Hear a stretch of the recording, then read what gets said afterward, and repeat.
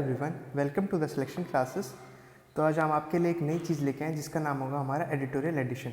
तो हमारा rapid news analysis का एडिटोरियल एडिशन रहेगा जिसमें हम डिस्कस करेंगे हमारे एडिटोरियल को थोड़ा इन डेप्थ तरीके से, जो कि आपके आंसर राइटिंग प्लस आपके वन डे एग्जाम या वन लाइनर इंफॉर्मेशन भी कवर करेगा। चलिए स्टार्ट करते हैं। हाँ, so first of all happy Diwali to you and to your family from the selection classes. So उम्मीद करता है कि ये दिवाली आपके लिए सिलेक्शन लेके आएगी, जॉब प्रोवाइड करेगी आपको।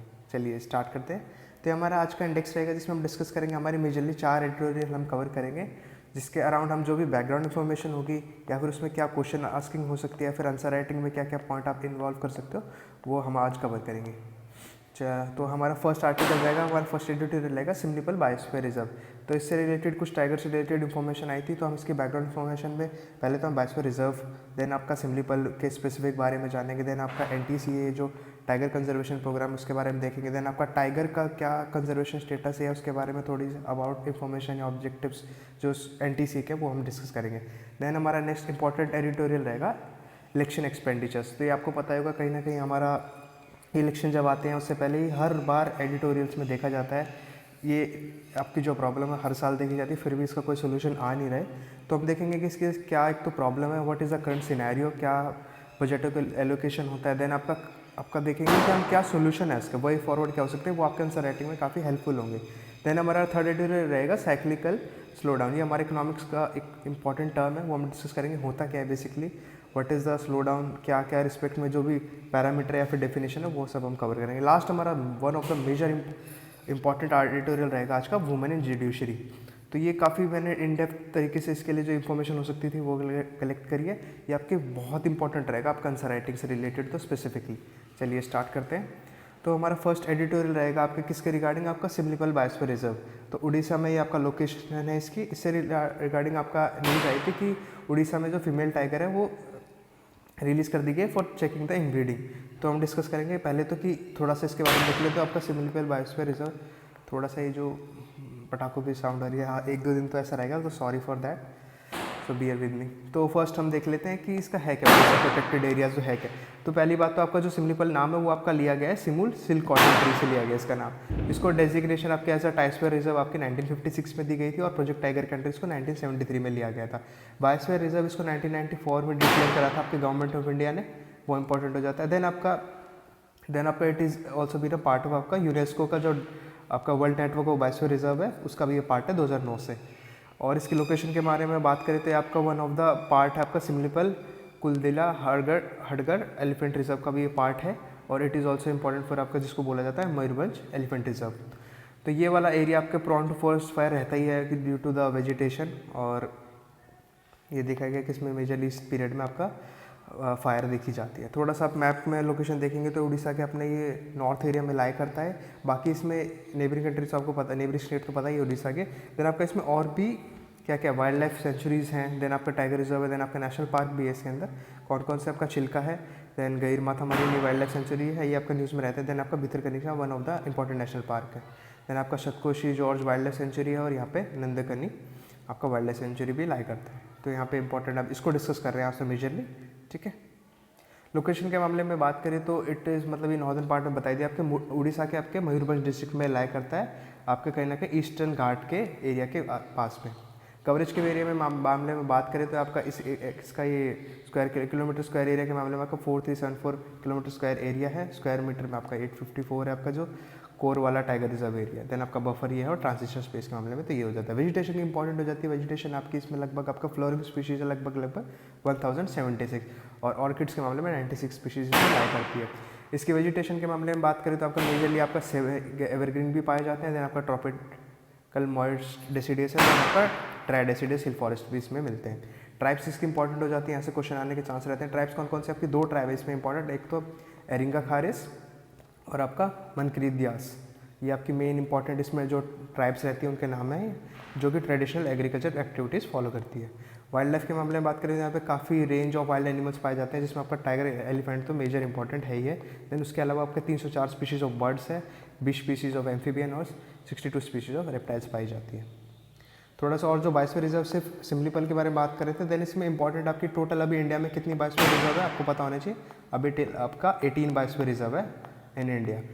फर्स्ट आपका ओल्ड डेजर्ट है हिमाचल प्रदेश में, देन आपका नंदा देवी पड़ता है। इंपॉर्टेंट है इसकी लोकेशन, आप प्लीज़ देखिएगा जरूर, आपको 18 के 18 का नाम और उनकी लोकेशन पता होनी चाहिए, ठीक है। काफ़ी इंपॉर्टेंट हो जाता है आपके मैच द फॉलोइंग या फिर वनडे एग्जाम या आपके पीसीस में, तो ये पूछा ही जाता है, तो you should go for it. तो फर्स्ट अपना कोल्ड डेजर्ट है जो कि हिमाचल प्रदेश में लाई करता है, देन आपका नंदा देवी है जो उत्तराखंड में लाई करता है, देन आपका कच्छ वाला पड़ता है गुजरात में, आपको पता है। देन आपका पंचमढ़ी इंपॉर्टेंट हो जाता है, पंचमढ़ी और पन्ना 2 हैं यहाँ पे जो कि एमपी में लाई करते हैं। देन आपका अचानकमर और अमरकंटक है जो कि आपका छत्तीसगढ़ और मध्य प्रदेश के एरिया में लाई करते हैं। देन आपका इंपॉर्टेंट हो जाता है नीलगिरी, ये तो काफ़ी इंपॉर्टेंट है, ये रहता है ये न्यूज़ में। देन आपका अगस्त्यमलाई जो तमिलनाडु और केरला के रीजन में लाई करता है। देन ये आपका गल्फ ऑफ मन्नार जो कि तमिलनाडु में है। देन आपका शेषलम है जो आंध्र प्रदेश में लाई करता है। देन आपका सिमिलीपल जिसके बारे में आज हम बात कर रहे थे उड़ीसा में लाई करता है। देन आपका ये भी अंडमान, यहाँ पे जो आपका आइलैंड ग्रुप है यहाँ पे भी 2 हैं जिनका नाम है आपका ग्रेट निकोबार है। देन आपका सुंदरबंस वेस्ट बंगाल में, आपको पता होगा। नौकरेक आपके जो नॉर्थ ईस्ट के, ये काफ़ी इंपॉर्टेंट है, आपको पता होनी चाहिए नॉर्थ ईस्ट के जो है ना, ये नौकरेक है जो कि मेघालय में है। देन आपका देबांगा अरुणाचल प्रदेश में इंपॉर्टेंट हो जाते हैं। आसाम के काफ़ी इंपॉर्टेंट है जहाँ पे 3 है, आपका मानस है, दिब्रू और शेखाऊ है, दिब्रू शेखाऊ। देन आपका सिक्किम में आपका Kanchenjunga, one of the oldest and most important, ये आपको पता होना चाहिए, ठीक है। थोड़ा सा जो NTCA आपका प्रोग्राम है वो क्या है, वो उसके बारे में थोड़ा सा डिस्कस कर लेते हैं, जिसका एक पार्ट है सिमिलीपल बायोस्फीयर रिजर्व। तो NTCA आपका one of the tiger conservation program है। पहले तो NTCA उसकी अथॉरिटी है जो कि क्या काम करती है आपकी, जो टाइगर कंजर्वेशन है वो। तो इसका मिनिस्ट्री आपकी इंपॉर्टेंट जाती है, मिनिस्ट्री कौन सी आपका MOEF जिसको बोला जाता है आपका ministry of environment forest and climate change, जो कि 2005 से आपका फॉलोइंग टाइगर टास्क फोर्स का काम कर रही है रिकमेंडेशन देने का। देन आपका प्रोविजन के मामले में बात करें तो इट वाज कॉन्स्टिट्यूटेड किसके प्रोविजन के अंडर बनाई गई थी, WPA 1972 के अमेंडमेंट 2006 में कर दिए गए for the strengthening the tiger conservation, ठीक है। देन ऑब्जेक्टिव्स के मामले में बात करें NTCA का, तो इसका ऑब्जेक्टिव है, एम बोल सकते हैं आपका, to provide statutory authority to project tiger. जो प्रोजेक्ट टाइगर था ना जिसमें हम टाइगर कंजर्वेशन की बात करी गई थी उसके लिए, ताकि जो इलीगल हो जाए कहीं ना कहीं जो टाइगर आप हंटिंग करते हैं उसका, उससे रिगार्डिंग आर्टिकल्स है इसमें। देन आपका सेंटर स्टेट रिलेशन है जो टाइगर रिजर्व के मामले में उनको हैंडल करने का काम करती है, MOU साइन करने का with states and with federal structures. Then parliament के भी नज़र जाए इसलिए इसका स्थापना करी गई थी, और लाइवलीहुड की, ताकि जो लोकल पीपल है उनके लाइवलीहुड इंटरेस्ट एड्रेस कर सके टाइगर रिजर्व कह रहा हूँ। टाइगर के मामले में थोड़ा सा हम जान लेते हैं, जो जिस टाइगर स्पीशीज जो प्रेवलेंट ऑल ओवर अपने इंपॉर्टेंट है वो है आपके रॉयल बंगाल टाइगर, जिसका साइंटिफिक नेम आपका पैंथेरा टिग्रिस है, जो आपका नेशनल एनिमल ऑफ इंडिया भी है, ठीक है। आपको पता होना चाहिए, पता ही होगा वैसे।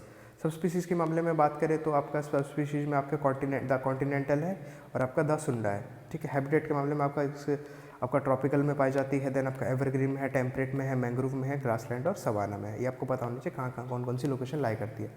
कंट्रीज़ के मामले में बात करें तो एंडेमिक नहीं है इंडिया के, इसके 13 टाइगर रिजर्व्स हैं ऑल ओवर द इंडिया, वो तो है ही है, जो इंडिया, नेपाल, भूटान, ये सब इसके आपके जो नेबरिंग कंट्रीज़ हैं उनमें भी लाई करते हैं। देन आपका IUCN की स्टेटस के मामले में बात करें तो यहाँ पे एक्सटिंक्ट हो चुका है आपके 3 कंट्रीज़ है, कंबोडिया, लाओस और वियतनाम में, ड्यू टू द आपका पोचिंग या हंटिंग।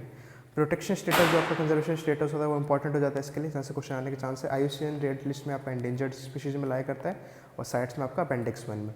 थ्रेट्स के मामले में बात करें तो इसके थ्रेट से आपका हैबिटेट लॉस हो रहा है कहीं ना कहीं, पोचिंग और इलीगल ट्रेड की वजह से इसकी हंटिंग हो रही है। देन आपका ह्यूमन वाइल्ड लाइफ कॉन्फ्लिक्ट, भाई इनका एरिया इनके एरिया में हम कवर कर रहे हैं या घुस रहे हैं, तो ये भी तो फिर कोशिश करते हैं, फिर वहाँ पे आपका झड़प हो जाती है जिसमें इनको मारना पड़ जाता है due to the protection of life, ठीक है। देन हमारा one of the important editorial रहेगा आज का, कि क्या जो भी इलेक्शन एक्सपेंडिचर्स इन इंडिया में होते हैं तो उससे रिलेटेड आर्टिकल आया कि there should be put a limit, यहाँ पे ना लिमिट लगानी चाहिए इलेक्शन कैंपेनिंग स्पेंडिंग पे, तो उससे रिलेटेड एडिटोरियल रहता है, काफ़ी इंपॉर्टेंट हो जाता है फॉर यहाँ से है ना मेंस में आपके आंसर क्वेश्चन आने के चांस काफ़ी इंपॉर्टेंट है, तो आप ज़रूर इसमें आंसर राइटिंग में आप हेल्प ले सकते हैं, यहाँ से पॉइंट्स ले सकते हैं, ठीक है। तो मेनली आपका आर्टिकल डिस्कस किसके अराउंड कर रहा है, आपके जो इलेक्शन होते हैं ना इंडिया में, और जो गवर्नमेंट एंड पॉलिटिकल पार्टी जो स्पेंड करती है ना बहुत ज़्यादा किस पे, एडवर्टीजमेंट और कैंपेनिंग एक्टिविटीज़ पे, तो बताया गया कि वो है ना बहुत अनफेयर है, क्यों, वो भी हम आगे डिस्कस करेंगे। हम स्टैट्स और डाटा के मामले में बात करेंगे तो काफ़ी इंपॉर्टेंट हो जाता है, वहाँ से आप पॉइंट उठा सकते हैं, ठीक है। तो इसमें बात करी गई कि मोर इक्वल एंड ट्रांसपेरेंट रिफॉर्म लाने की बात करी गई है इसमें। तो अब बात कर लेते हैं कि क्या करंट आपका स्टेटस क्या है इलेक्शन एक्सपेंडिचर से लेकर इंडिया में, तो वो हम बात कर लेते हैं। तो आप गवर्नमेंट एड स्पेंडिंग पे बात करोगे ना कि एड जो करती है गवर्नमेंट टीवी में वो कितना पड़ रहा है आपका, देखोगे ना लगभग गवर्नमेंट ने, सेंट्रल गवर्नमेंट ने 3000 करोड़, देख सकते हो आप 3000 करोड़ तक एडवर्टीजमेंट पे खर्चा कर दिया है फ्रॉम 18 से लेकर आपका 23 तक के साल के बीच में, और ये है ना बहुत ज़्यादा बड़ा है रिसेंटली इलेक्शन ईयर्स में। आपका 18-19 में है ना कहाँ आपका 1100 लगभग 1200 करोड़ के आसपास था, और ये आपका लगभग 2 गुना 3 गुना हो गया, 3000 करोड़, ठीक है, देख रहे हो आप। और एक सबसे बड़ी बात हो जाती है कि जो कैप लगा रखा है ना, लिमिट लगाई हुई है वैसे देखा जाए तो, कि क्या है जो आपका इंडिविजुअल पर्सन होता है ना, आपका इंडिविजुअल होकर कोई पर्सन इलेक्शन वोट रहा है तो वो आपका देखो 95 लाख तक तो वो आपके लोकसभा कॉन्स्टिट्यूशन जो आपके लार्जेस्ट स्टेट्स है उन पे स्पेंड कर सकता है 95 लाख तक। 75 लाख आपका अगर स्मॉल स्टेट्स है उसमें बात कर रहे हैं, पर ये लिमिट एक्स्ट्रा आपका एक्सीड होती है। और क्या लूप होल क्या है इसमें देखोगे ना, तो यहाँ पे देखो इंडिविजुअल पे तो लिमिट लगाई हुई है, पर है ना पार्टी के बेसिस पे जो अगर पार्टी कोई खर्चा कर रही है ना उस पर कोई भी लिमिट नहीं है। तो दैट्स ये लूप होल निकाल रखा है। तो इलेक्शन यहाँ पार्टी के मामले में देखोगे ना तो वहाँ कोई लिमिट नहीं, आपके लिमिट नहीं लगा रही। तो बीजेपी ने लगभग आपके जो रिसेंट इलेक्शन हुए थे उस पर लगभग है ना आपके 1264 करोड़ खर्च कर दिए थे, और कांग्रेस ने आपका 820 करोड़ खर्च कर दिए थे। तो लगभग अगर ऑल ओवर इंडिया कैलकुलेट करा जाए ना तो 50,000 crore, that's a very big number. इतना खर्चा सिर्फ इलेक्शन पे कर दिया था, इलेक्शन की कैंपेनिंग पे, एडवर्टीजमेंट पे। तो देख सकते हो आप कितना सडन रहेगा 2019 से और आपका 2024 में ना, ये आप देख सकते हो कितना बड़ा है आपका। कहाँ आपका लगभग 50,000 करोड़ था और 1,35,000 करोड़ हो गया है। तो 2.5 गुना लगभग पड़ जाता है आपका, ठीक है। ये बता रखा है 700 करोड़ था, 2024 में 1,400 करोड़ है, ये 2 गुना हो गया आपका। तो that's a very big problem due to the election expenditure. तो हम कंसर्न क्या है, what are the major concern, भाई क्या प्रॉब्लम क्या आ रही है उसकी वजह से। तो एक तो ये है कि हमें कहीं ना जो लैक ऑफ स्पेंडिंग कैप्स है ना पार्टीज़ की, जो इंडिविजुअल पे तो पर्सन पे आपने लगा रखी है, पर पार्टीज़ पे भी कुछ कैपिंग होनी चाहिए कि भाई इतनी लिमिटेशन होनी चाहिए कि 50,000 करोड़ तक आपने खर्च कर दिया रिसेंट इलेक्शन में, दैट्स। और कहीं ना कहीं जो मनी है ना उनका इन्फ्लुएंस होता ही होता है आइडियोलॉजी पे। तो वो ये जो आपका मेजर पार्टीज है बीजेपी एंड कांग्रेस लाइक, वो कहीं ना कहीं फेयरनेस ऑफ इलेक्शन पे अपने उंगली उठाने के मजबूर कर देती है कि भाई इतना पैसा आप कहाँ खर्च कर रहे हो, कहाँ जा रहा है। तो कहीं आप मतलब ऐसा करप्शन टाइप कुछ प्रैक्टिस परफॉर्म हो रही है क्या। देन आपका इलीगल प्रैक्टिस एंड ऑपेसिटी, कहीं ना कहीं ट्रांसपेरेंसी नहीं है चीज़ों में देखा जाए तो। इसी के बाद क्यों कहीं भाई कैश तो नहीं दे रहा वोटर्स को, और ओपेक फंडिंग देखा जाए तो जो आपका इलेक्टोरल बॉन्ड से कितना भी न्यूज़ में आया था ये, तो वहाँ पे आपकी ओपेक मतलब ट्रांसपेरेंसी तो थी ना, कौन पर्सेंट कितना डोनेट कर रहा है कुछ नहीं पता लग रहा। तो वो इसके बारे में बात करी गई कि ओपेसिटी है, ट्रांसपेरेंसी है ही नहीं। तो कहीं ना कहीं वो एक डेमोक्रेटिक प्रोसेस में खलन बनता है। तो वही सब बातें हैं। तो हम बात हो जाती है कि क्या कर सकते हैं हम इन चीज़ों को मतलब लिमिट करने के लिए। तो व्हाट शुड बी डन, यहाँ आपका वे फॉरवर्ड भी बोल सकते हैं आप इसको आप आंसर में यूज़ कर सकते हैं। तो वे फॉरवर्ड के मामले में बात करें तो जो आपका अभी according to the propose electoral reforms है वो आपको 2016 में एक रिपोर्ट दी गई थी जिसमें सजेशन दिए गए थे आपके, ये आपके इलेक्शन कमीशन ने रिपोर्ट दी थी आपकी प्रपोज इलेक्शन को। तो इसमें पहले तो बात करी गई थी जो एक तो है ना बैन लगा देना चाहिए जो एड्स आते हैं ना एड्स टीवी पे, उसके ना लगभग 6 महीने पहले इलेक्शन कोई होने वाला है उससे 6 महीने पहले बैन ही लगा दो कि ऐड ही नहीं कर सकते आप टीवी पे। तो उससे कहीं ना कहीं चांस है कि इतना खर्चा नहीं होगा, तो वहाँ से आप मिसयूज़ नहीं कर पाओगे आपके पब्लिक फंड्स का। भाई पार्टी से पैसा कहाँ से ला रही है, लिटरली अपना ही पैसा है ना, पब्लिक का ही पैसा है वो। और जो एक स्पेंडिंग बताई थी ना कि इंडिविजुअल लेवल पे तो आपका लगभग 95 या 75 करोड़ है, 85 करोड़ या 75 करोड़ जो आपकी खर्चा बता रखा है 95 करोड़ है। तो आपका 95 करोड़ है आपके इंडिविजुअल के मामले में, 75 इन स्मॉल स्टेट। ऐसा ही सेम चीज़ है ना कुछ आपका पार्टीज़ के मामले भी होने चाहिए। इंडिविजुअल का तो बता दिया पर पार्टीज़ के मामले में भी कुछ लिमिट लगानी चाहिए। तो वही बात करिए कि 95 आपको सेम लिमिट आपके स्टेट्स में भी होनी चाहिए और स्मॉलर स्टेट्स में भी होनी चाहिए पार्टिकुलर पार्टीज़ के ऊपर। और क्या कर सकते हैं, एक तो ट्रांसपेरेंसी आनी चाहिए पार्टी फाइनेंसिंग के मामले में। भाई कौन पैसा कहाँ से तुम फंड उठा रहे हो, कहाँ से कौन तुम्हें पैसा दे रहा है, वो आपको हमें बताना। जैसे जो इलेक्टोरल बॉन्ड था तो सही हुआ, उस पर रोक लगा दी गई है। तो ऐसी चीज़ों को ट्रांसपेरेंसी होनी चाहिए, ठीक है। और आपका जो अगर कोई लीगल एक्शन है उस पर वायलेशन अगर कोई कर रहा है तो उसके खिलाफ सख्त एक्शन लेने चाहिए। हायर कोर्ट में उसके लिए एक अलग से एक सेपरेट एडिशनल जजेस बिठाने चाहिए जो सिर्फ इलेक्शन रिलेटेड केसेस को ही हैंडल करे ताकि वहाँ फास्ट प्रोसेस फॉलो अप हो, ठीक है। वही बात करिए। देन आपका आ जाता है explore state funding of election. भाई जो आपका है ना 2 कमेटी पहले स्थापित कर दी गई थी इससे रिलेटेड फंडिंग ऑफ इलेक्शन से। तो इंदिराजीत गुप्ता कमेटी और आपका लॉ कमीशन रिपोर्ट ने कुछ ये बताया था जो प्राइवेट डोनेशन होती है ना उन पे कहीं ना कहीं डिपेंडेंसी कम करनी है। भाई कहीं ना कहीं आप जो दे रहे हो ना, एक तो अगर ट्रांसपेरेंसी कर दोगे लिटरली पता लग जाएगा कहाँ से पैसा आ रहा है, तो पब्लिक भी थोड़ा अवेयर हो जाएगी कौन इतना पैसा दे रहा है, कहाँ से आ रहा है इतना पैसा, तो वो बात हो जाती है। देन इसके लिए एक अभी रिसेंटली न्यूज़ में काफ़ी चल रहा है 1 साल से वन नेशन वन इलेक्शन का कॉन्सेप्ट। तो है क्या वन नेशन इलेक्शन, तो इससे ऐसा एक्सपेक्टेशन है कि इन चीज़ों को इम्प्लीमेंट करने से ही कि आपका रिफॉर्म बोल सकते हो इलेक्शन में इसको, तो देखा जाएगा कि इससे ना कहीं खर्चा होने में उम्मीद है कि खर्चा कम हो जाएगा। एक बार मतलब पहले बता देता हूँ आपको वन नेशन वन इलेक्शन है क्या। तो वन नेशन वन इलेक्शन का बेसिक मतलब तो ये आपका है ना एक ही टाइम पे आपके जैसे अगर कोई स्टेट असेंबली या लोकसभा के जो इलेक्शन है ना आपके एक ही टाइम पे हो जाए दोनों के इलेक्शन, ठीक है। वो बात हो जाती है इसका कि देखो बता रखा है जो वोटर्स विल वोट फॉर आपका लोकसभा के इलेक्शन है या फिर स्टेट असेंबली के इलेक्शन है तो एक ही दिन वोट कर देंगे दोनों चीज़ों के लिए साइमल्टेनियसली। तो कहीं ना कहीं वो है ना कि एक बार आपने खर्चा करा फिर दूसरा ए बार टाइम है फिर देन आपका बी बार सेम खर्चा दोबारा होता है, तो उस चीज़ को खर्चा कम करने के लिए आप इसका यूज़ कर सकते हैं आपका वन नेशन वन इलेक्शन का। ठीक है, देन आपका बात हो जाती है कि है क्या इसमें रिफॉर्म क्या है, आर्गूमेंट्स क्या है, फेवर में क्या है, तो वो बात कर लेते हैं बेसिक थोड़ा सा आइडिया ले ले। तो एक तो जो आर्गूमेंट्स इन फेवर बोलते हैं कि इससे कहीं ना कहीं ना आपकी कॉस्ट कम हो जाएगी, reduce cost for holding separate election, आप देख सकते हो। और यहाँ पे जो आपका टर्नआउट है ना, वोटर टर्नआउट, भाई पर्सन है जो कोई आपका वोटर है वो एक बार वोट दे देगा फिर वो थोड़ा ना हिचकिचाएगा या फिर दूसरी बार वोट देने में ना कहीं वो ऐसा करेगा, परेशानी है फालतू की कुछ है नहीं। तो इससे उम्मीद है अगर वन नेशन इलेक्शन रहेगा तो उससे कहीं ना कहीं आपका वोटर टर्नआउट बढ़ जाएगा। और ये है कि इससे ये है कि जो आपकी पॉलिटिकल पार्टीज़ है वो उनको पता है कि एक बार इलेक्शन हो गया है तो वो अब है ना ये नहीं कि दोबारा इलेक्शन आने वाले उन पर फोकस ना करके वो आपकी जो गवर्नेंस है उस पर फोकस कर सकती है। देन आपका ये हो जाता है कि एडमिनिस्ट्रेटिव एफिशिएंसी इससे बढ़ेगी और आपका जो डिसरप्शन है for model code of conduct है वो मिनिमाइज हो जाएंगे। इससे बात करी जाती है कि अगेंस्ट में क्या है, अगेंस्ट में क्या बोलते हैं, फेवर में तो मैंने आपको बता दिया, ये आप यूज़ कर सकते हो आंसर राइटिंग में। अब अगेंस्ट में क्या है, तो इससे बोला जाता है कि फेडरलिज्म का ढांचे को खतरा है इसकी वजह से। कैसे भाई, ये ना अकाउंटेबिलिटी लिमिट कर देता है कि एक बार कोई इलेक्शन हो गए हैं तो कंट्री सोचे कि अब तो 5 साल बाद होने तो क्या ही फ़र्क पड़ता है, मैं कैसे भी परफॉर्म करूँ, 5 साल बाद हमारा इलेक्शन से आने से पहले हम दोबारा हमारी छवि सुधार लेंगे तो हम जीत जाएंगे। तो इससे कहीं ना कहीं आपकी अकाउंटेबिलिटी खत्म होती है क्योंकि 5 साल के लिए बंद जाते हैं। और यह कहीं ना कहीं डिसएडवांटेज रहता है रीजनल पार्टीज़ को क्योंकि वो दोबारा आपका जो स्ट्रैटेजी कुछ क्रिएट करना चाह रहे हैं, एक बार हार गए तो फिर वो हार ही मान जाते हैं, जो एक्सपेंडिचर उन्होंने कर दिया तो उससे रिलेटेड है। यहाँ से कॉम्प्लिकेशन आ जाती है आपकी गवर्नमेंट के लिए भी। तो ऐसे पार्लियामेंट डिसॉल्व हो जाती है early in cases of some, तो तब क्या करोगे आप 5 साल के लिए, तो वही बात हो जाती है। हिस्ट्री में पहले भी आपका केरला इसको इम्प्लीमेंट कर चुका है, केरला में 1959 में हो चुका है, तो वही बात करेगी। इसके लिए आपके बिल भी प्रपोज करेगा, यहाँ आपका फर्स्ट बिल है, आपका सेकंड बिल है, तो इसमें वही है कि एक पहला बिल आपका लोकसभा में प्रपोज करा गया था तो उस पर ये फर्दर आपकी जो डिस्कशन अभी चल ही रहा है कुछ। देन हमारा नेक्स्ट आर्टिकल आ जाता है इकोनॉमिक्स से रिलेटेड है, इंपॉर्टेंट हो जाता है। इसमें बात करी गई है आपकी इकोनॉमिक स्लो डाउन से रिलेटेड कि जो साइक्लिकल स्लो डाउन होता क्या है। तो अभी बेसिकली इंडिया में देखा जा रहा है कि जो है ना साइक्लिकल स्लो डाउन आ रहा है, मतलब स्लो डाउन आ रहा है अपने इकोनॉमिक ग्रोथ में, तो वो बात करी गई। तो हाफ एम्प्टी फॉर इंडिया, कहीं ना कहीं ऐसा लग रहा है कि जो ग्रोथ का ग्लास है ना वो अभी आधा खाली है ड्यू टू सम रीजन, तो अभी हम आगे डिस्कस करेंगे। तो बताएगा 6.7 स्लिप कर गई आपकी जीडीपी ग्रोथ, आप ग्राफ देख ही सकते हैं कैसे कैसे जा रहा है।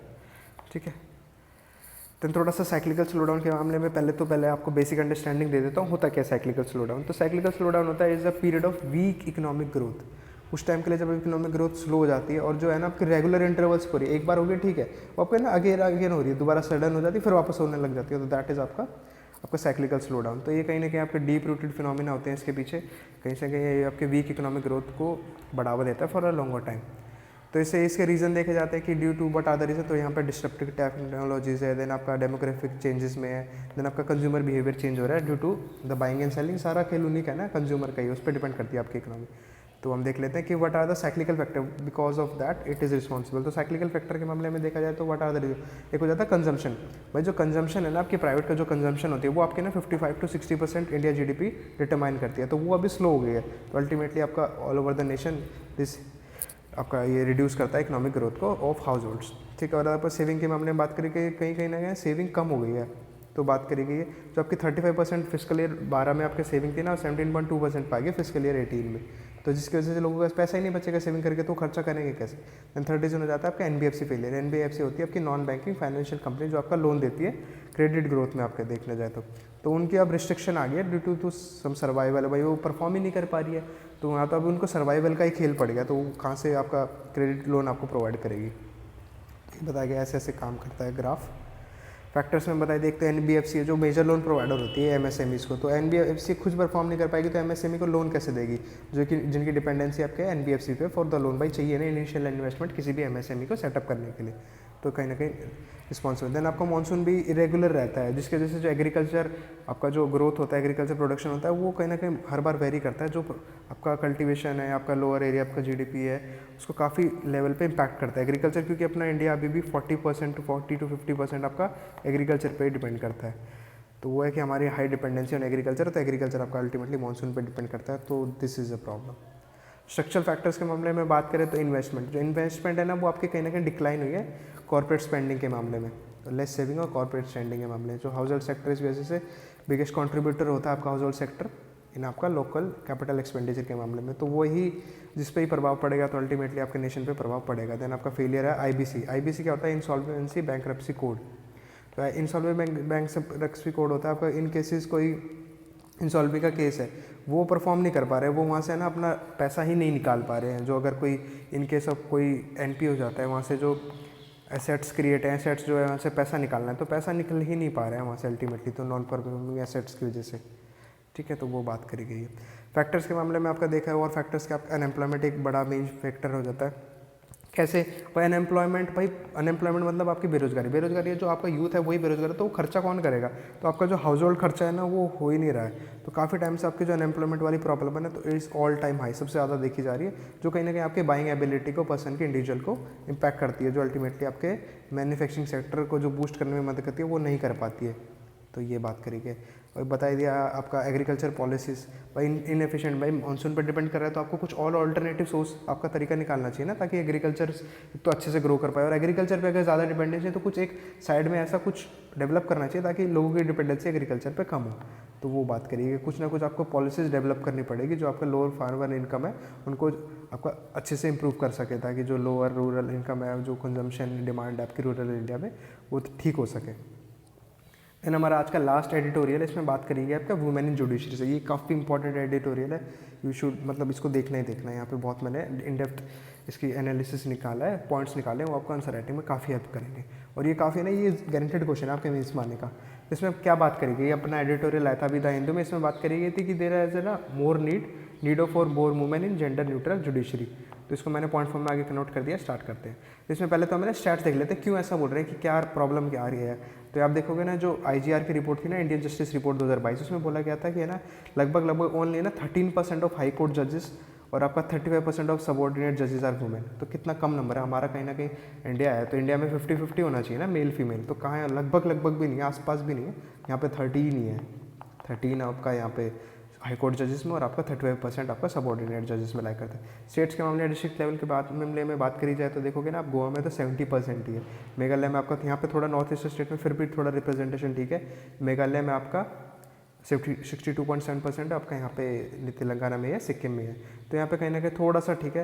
आपका सुप्रीम कोर्ट के मामले में बात करें तो यहाँ पे बात करें तो आपका 268 जजेस है सुप्रीम कोर्ट हिस्ट्री में, ओनली 11 हैव बीन वुमेन आज तक।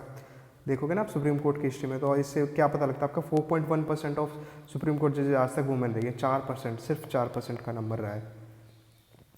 थोड़ा सा और आपका डाटा के मामले में बात करें तो जो हाई कोर्ट जो है ना वुमेन, वो देखोगे आपका जो लगभग 25 हाई कोर्ट है ऑल ओवर द इंडिया, उसमें से लगभग आपके कितने होते हैं? 11 आपके इतने जजेस एलोकेट होते हैं, उसमें से सिर्फ आपके 13%, 107 जजेस है वो फीमेल है, आपकी वीमेन है। और आपके लोअर जुडिशरी के मामले में आप देख ही सकते हो, यहाँ पे थोड़ा सा सिचुएशन थोड़ी सी ठीक है।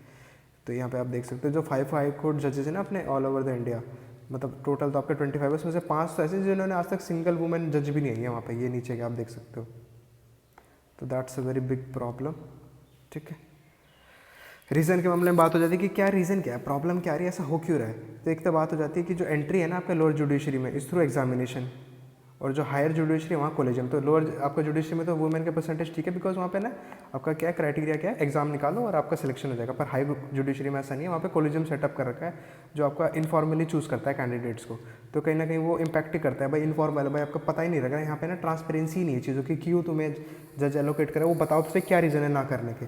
और आपका आ जाता है कि रिजर्वेशन की अवेलेबिलिटी है, कुछ स्टेट ने तो वुमेन कोटा प्रोवाइड कर रखा है, आपका आंध्र प्रदेश, असम, बिहार, छत्तीसगढ़, पर बाकी जो ने तो नहीं प्रोवाइड कर रखा है, तो वहाँ से तो ग्रो होएगी ही नहीं ना।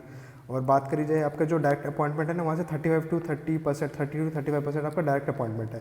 तो ये तो that's not a good thing. और आपका 2018 विधि सेंटर ऑफ लीगल पॉलिसी थी, जिसमें बात करी गई थी कि आपके रिलेटिवली हायर है यहाँ पे लोअर कोर्ट में 27% बोला गया कि ग्लास सीलिंग आपके, और हायर अपॉइंटमेंट से यहाँ पे देखा गया है आपका। हाई कोर्ट में फिर भी ठीक नहीं है। और बात करिए तो एक पेट्रियार्कल एटीट्यूड है अभी भी कहीं ना कहीं, आपके जो अपने जजेस का माइंडसेट है या फिर अपने इंडिया का भी पर्सन का माइंडसेट अभी भी है ना पेट्रियार्कल है काफ़ी। ओल्ड बॉय क्लब बन रखा है, वो बोलते हैं उनके ना, वो है ना वुमेन के लिए हार्ड बना देते हैं टू वर्क। तो अल्टीमेटली वो चूज़ ही नहीं करती ऐसे प्रोफेशन को, या फिर हाई कोर्ट जजेस में जाना भी नहीं चाहती एज ए जजेस। ठीक है, और यहाँ से कहीं ना कहीं अपने इंडिविजुअल लेवल पे देखा जाए तो कि फैमिली से सपोर्ट ही नहीं आता, जिसकी वजह से जो आपका मिड कैरियर होता है ना, उनको छोड़ना पड़ता है because of the patriarchal prescribe gender roles. भाई बच्चे संभालो, घर संभालो, जिनकी वजह से वो कभी हाई लेवल तक पहुँच ही नहीं पाती, वो सिर्फ नीचे की अगर आपका सबऑर्डिनेट कोर्ट्स में काम करके रह जाती है। हाउस होल्ड रिस्पॉन्सिबिलिटीज़ आ जाती है जिनकी वजह से lack of sharing of house hold chores responsibility bringing up kids, भाई किड्स की रिस्पॉन्सिबिलिटी आ गई, घर की प्रॉब्लम आ गई। अब आ जाते हैं रूल्स और रेगुलेशन के मामले में क्या है भाई, अब तक हमने क्या कुछ करने की कोशिश करी है, तो क्या रूल्स के मामले में क्या चल रहा है। तो यहाँ कहीं ना कहीं बात करिए कि देयर इज़ अ क्राइटेरिया क्या है इनको पहले तो 7 ईयर ऑफ कंटिन्यूस प्रैक्टिस का क्राइटेरिया है अगर आप डिस्ट्रिक्ट जज बनना चाहते हो, आर्टिकल 2233 में बताता है। तो that's a very long term. Age bar के मामले में देखा जाए तो 35 year is the age bar, minimum age है 35। देख रहे हो आप भाई, कोई वीमेन है वो आपकी 25 साल तक पढ़ी, देन आपका 7 साल का एक्सपीरियंस है, तब जाके वो 35 की होगी, तब जाके उसको जज मिलेगा। उससे पहले तो वो हिम्मत ही हार लेगी ना कि मैं कभी बन भी पाऊंगी, और कहीं ना कहीं इनिशियल स्टेजेस में ही वो अच्छा परफॉर्म कर पाती है। तो that's a very big problem.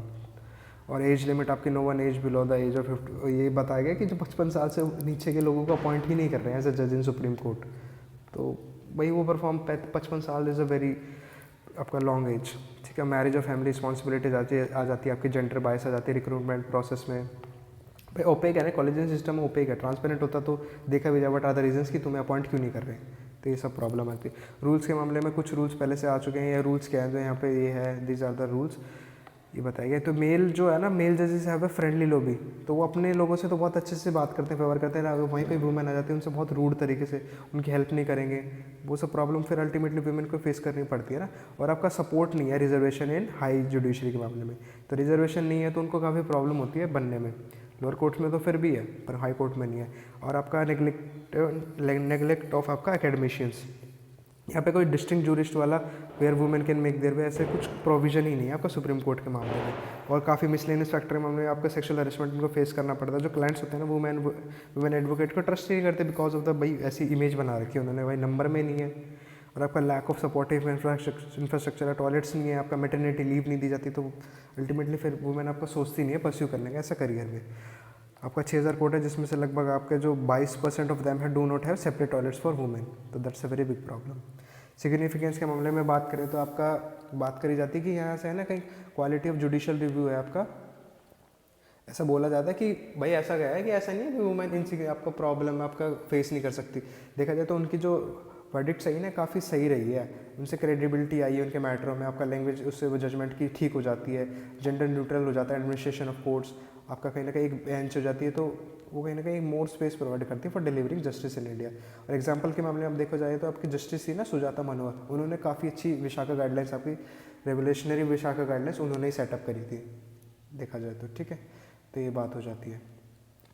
Significance के मामले में बताया गया और क्या हो सकता है आपका जो अंडरस्टैंडिंग, आपके जो रिप्रेजेंटेशन है वो कहीं ना कहीं अनडिजर्व कम्युनिटीज़ है जो बाकी जिनको मिल नहीं रहा उनकी भी हेल्प हो।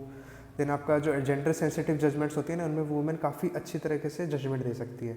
और एक्शन के मामले में देखा जाता है इंटरनेशनल ऑब्लिगेशन में भी ये बोला गया है, आपका जो SDG 5 उसमें बोला भी गया है कि आपका जेंडर इक्वालिटी और जेंडर रिप्रेजेंटेशन आए वुमेन का, ताकि वो डिज़ायरेबल स्टेप ले सके अचीवमेंट में। वे फॉरवर्ड में क्या हो जाता है, एक तो जो काफ़ी अपने जो पुराने फॉर्मर CJ रहे ना उनकी सोच काफ़ी इसके लेके अच्छी रही, तो वो बोला जाता है सेंसिटाइजेशन होना चाहिए थोड़ा सा इंक्लूड आपका जजमेंट्स में। CJ आपके चंद्रचूड़ उन्होंने तो यहाँ तक भी बोल दिया था आपके यहाँ से कि फेमिनिस्ट अप्रोच मिल जाता है आपका डीलिंग ऑफ लॉ में, आपका पेट्रियार्कल माइंडसेट उसको ओवरकम करने में हेल्प करेगा आपका। जो आपका वुमेन जो भाई वुमेन आपके घर से नहीं निकल पा रही, इसकी वजह से कहीं अगर अच्छे रिफॉर्म लिए जाएंगे तो वो भी घर से बाहर निकलने का आपका जज या ऐसा लॉ वाला करियर परस्यू करने की कोशिश करेगी। यहाँ पर रिजर्वेशन का प्रोविजन आना चाहिए आपका जुडिशरी में, हाई जुडिशरी में, ताकि वो आपका फर्दर परस्यू कर सके। जो आपके CJ थे फॉर्मर CJ आपका रमन्ना जी, उन्होंने यहाँ तक बोला था आपका डिमांड करो आप वुमेन आपके 50% रिजर्वेशन की जुडिशरी के मामले में, तब जाके आपकी इमेज थोड़ी सी सुधरेगी। तो और यहाँ पे there is a need to enhance transparency आनी चाहिए जुडिशियल सिस्टम के मामले में, तो वही बात करी गई है।